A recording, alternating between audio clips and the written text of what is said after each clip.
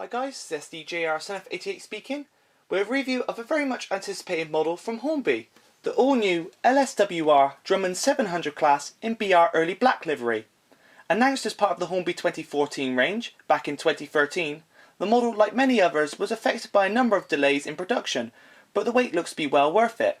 Three versions were originally announced: R3238 in Southern Railways livery, R3239 in British Railways Late Black livery, and this sample R3240 in BR Early Black livery. A fourth version was also announced as part of the Hornby 2015 range, R3304, again in BR Early Black, but this time with a weathered finish. This model has also arrived at the same time as the three original versions from the 2014 range. There's also yet another version on the way, R3302, which features in the Return from Dunkirk limited edition train pack. As we can see, the model features Hornby's new style of packaging, which we'll take a closer look at in detail in a moment.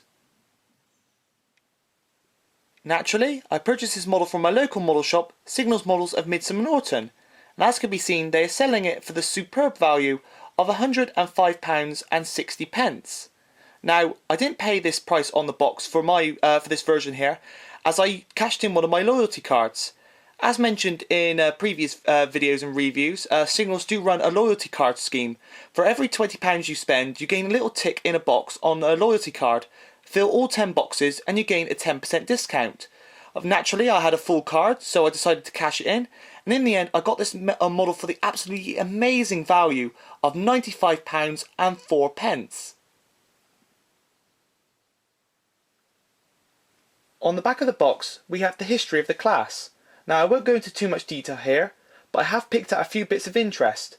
As we can see, the Class 700 is a 4-power classification 060 freight locomotive designed by D. Drummond, entering service with the LSWR in 1897, with a total of 30 locomotives being built. Between 1922 and May of 1924, 10 of the class were modified with URI superheaters, extended smokebox doors and fitted with stovepipe chimneys. After grouping in 1923, R.E.L. Maunsell, who by then had superseded URI, fitted his own superheater to the remaining members of the class. Eventually, all members of the class were fitted with the Maunsell superheaters by 1933, which is how the model is portrayed by Hornby. All members of the class passed into British Railways ownership in 1948, and by January of 1964 all had been scrapped, with none of the class surviving into preservation. So, without further ado, let's have a closer look at the packaging in a bit more detail. Here's the model out of its outer sleeve, and as can be seen, it's the new style of Hornby packaging. This is my first Hornby model which features this type of packaging, and it's great to see that Hornby are now using it. Inside the tray here we have the instruction manual, which shows you all the lubrication points, how to take the model apart, as usual sort of Hornby paperwork with their models. Then we have the model itself encased in its ice cube packaging, which is very nice indeed, very strong, and has kept the model well in place. There's no chance of it moving around in there, and we can just start to see, apart from the reflection of course, the beautiful model encased inside. It really does look like something else. Really is. Looks a stunning piece of kit, and I can't wait to get it open. If I flip the model over onto its side a moment, you can see there is a detailing pack in there, which features some brake rigging, a vacuum pipe, and a NEM coupling with NEM pocket. Now I presume that is for the front of the loco, as the one on the rear is fitted. So without further ado, we'll get her out of her outer packaging and put her on the track. As could be seen, Hornby are really back on fine form with this model. The overall detail and build is absolutely outstanding. Starting off with the front end, we have the iconic elongated smokebox door. As can be seen, there is a wealth of detail, both separate and cast. Now the reason I say cast is due to the fact that the boiler itself and the smokebox, minus the smokebox door, are die cast.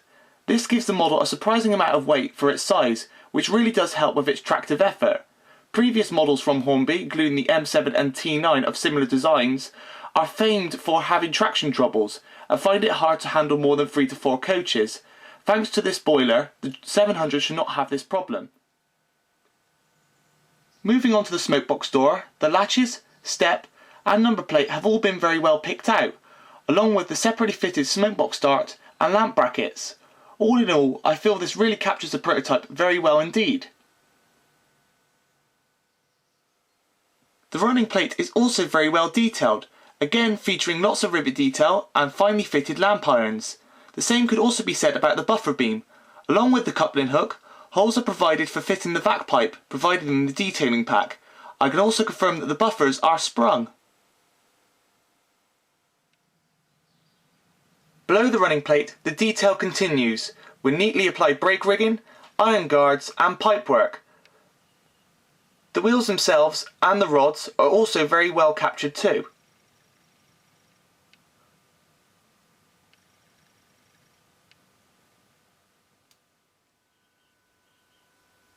Moving back above the running plate, the beautiful fine pipework continues.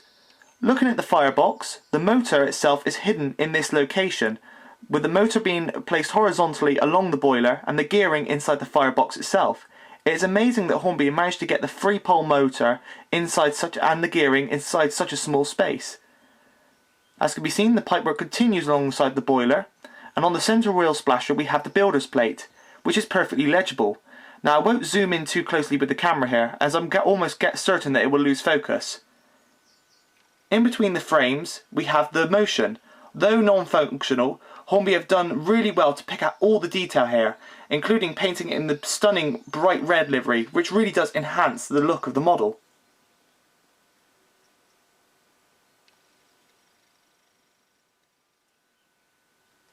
Back up onto the smoke box, and we have the iconic stovepipe chimney and very well applied handrails which continue around the whole boiler and smoke box.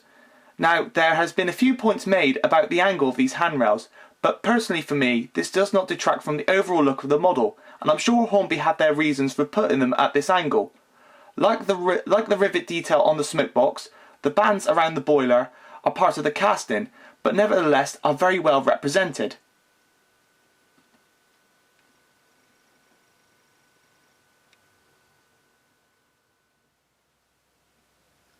One thing I have just noticed is this cast line which goes along the top of the smokebox door.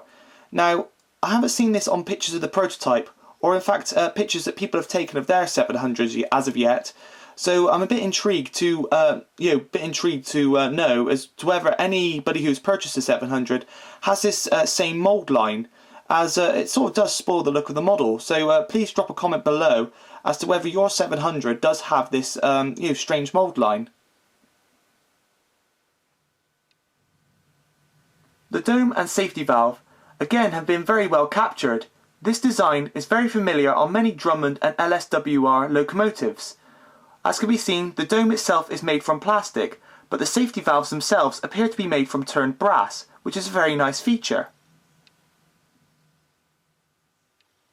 Above the firebox, there is a wealth of separately fitted pipework, including the whistle, all picked out in this very eye-catching copper paintwork. Moving on to the cab, we have well applied glazing, and on the side we have the running number and power classification, all very crisp and clear and very legible and easy to read. Inside the cab, Hornby have really done an outstanding job at recreating many of the controls in detail, including the regulator, reverser, water gauges and the firebox door itself. All have been separately painted and are really well picked out. All that is needed is just a driver and fireman.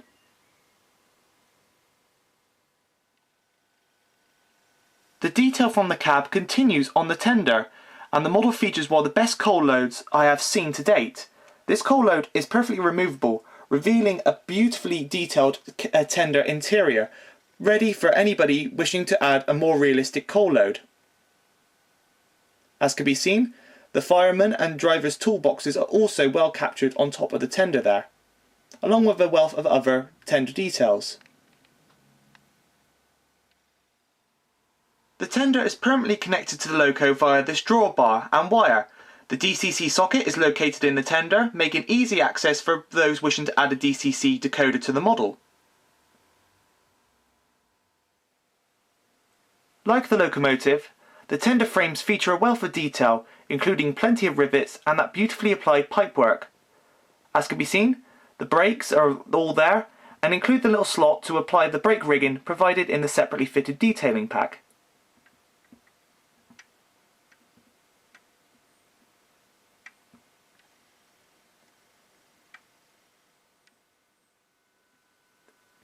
The British Rail early crest is very well applied to the side of the tender and is perfectly legible.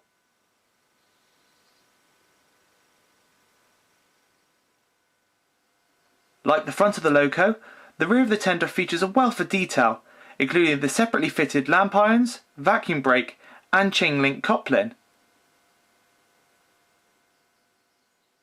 As can be seen, this detail also continues on top of the tender itself with a water filling cap and another lamp iron just to the left of the filler cap itself there.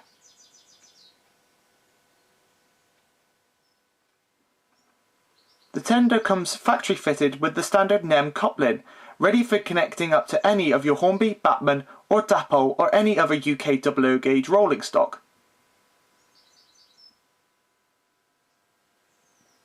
All in all, detail wise, the 700 is an absolutely outstanding model. Now to see how she performs.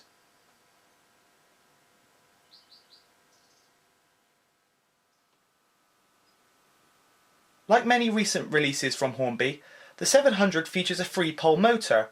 Now, thanks to a recent RM web post where someone kindly took apart their 700, I can confirm that the model is fitted with brass bearings, which is something it was originally not going to be fitted with. This really shows that Hornby are listening and taking the time to tool the model to our specifications, which is brilliant. One other interesting feature though that he did find upon taking the model apart was the model isn't fitted with a flywheel. On the specification on the website it still says that the model is fitted with a brass flywheel, though nevertheless, without it, with or without, I'm sure the model will perform very well indeed.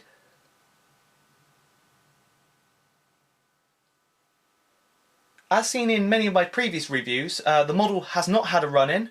This is straight from the box, so this is to see how she performs straight out of the box. Of course, in due course, I will give her a proper 30-minute run-in in each direction before I get her on a loaded train. But anyway, without further ado, let's give her a bit of power. Again, I'm using the HM2000. Whoa, would you look at that? Really, really smooth pull away there. Give her a bit more power. There we go. Will she have trouble on the point work? None at all. That is brilliant. I'm going to slow her down, otherwise she'll go out of shot. Change direction. Give her a bit more power, see if we get another smooth pull away. Just look at that. Remember, this is straight out of the box. It's not had a proper run in yet. She really is so smooth. Of course, I'm sure this will improve even further with the proper run in each direction for 30 minutes. But just look at that, she really is crawling along there. Perfect for really slow moving goods trains, which these locomotives were built for. Just going to stop her there. Slow her down. Change direction again. And bring her back. That really is superb indeed. Slow her down in there. There we go. So, on to the scores. Well, what can I say? Hornby are really back in the game. They have really outdone themselves with the 700. It's absolutely a superb model indeed. You know, detail and performance. That performance is absolutely amazing. Now, it really is good to see that Hornby have been listening to criticism as well. As mentioned about the brass bearings, they weren't originally designed to be on this model, but it shows that Hornby have listened to what our comments on previous models that they have recently released, and things obviously we have spotted, and they are listening and are changing them on models that are being released as of now. Now, obviously the 700 was due a year ago, but obviously Hornby must have listened to what we said and obviously totally redesigned the tooling of the chassis just to include those brass bearings, which is absolutely brilliant. So, on to the scores. Well, packaging, it's the new Hornby style packaging, which is, you know, totally new to me. It's very much like the Batman packaging. So I have to give that a 10 out of 10. Really, really easy to get the model out. And of course, if you're like me, who like to put their models back in the boxes after the running session, you know, purely because of it being in a loft and all, it really is a great help. So that has to be a 10 out of 10. Detail of the loco. Again, that has to be a 10 out of 10. It really is a great blend of features. I mean, you've got plenty of separately fitted detail. You've also got the detail that you can add yourselves. But also as well, you've got the moulded detail, which, you know, doesn't look like moulded detail. And then you've got that third, you know, totally new sort of feature to me, which is cast detail. Like the rivets around the metal boiler, die-cast boiler, and the boiler bands as well. That's all totally new to me, and Hornby have really done a great job in this new sort of way of tooling, and it really does help the performance of the model as well. So that has to be a 10 out of 10. Then we come on to the livery. The livery is very well applied. It is a British Railways early black, which of course is quite plain, but the finish is perfect all the way around. I see no blemishes. It really does absolutely look really, really stunning. Then of course we have the performance. The performance has to be 10 out of 10. I mean, that was something else. I mean, like recent reviews, I've been getting quite a lot of models which have been performing absolutely superbly at the box. And you know, this is my first review of a Hornby model in a bit of a while, and I was a bit worried that, you know, it might not match up to that, but it really has been on par, if not even better. It really is absolutely superb running, and I'm sure with a 30-minute run in each direction, that will only improve even further. So that has to be a 10 out of 10. So all in all, the model has to be 10 out of 10 and then some.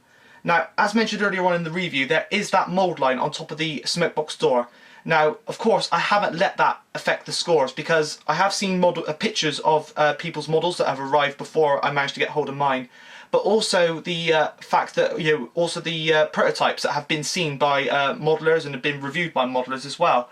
And I cannot see that sort of mould line. So I'm presuming that it's only a feature that has appeared on my model. So I'm not going to let that affect the overall score of this model. It really is absolutely superb, and I highly recommend it. I mean, for the price, it really is superb. Again, I'd like to thank Signals Models for you know, getting this one in stock for me. Of course, you know, I always like to use my local model shop, so shout out to them, and of course do check out their website.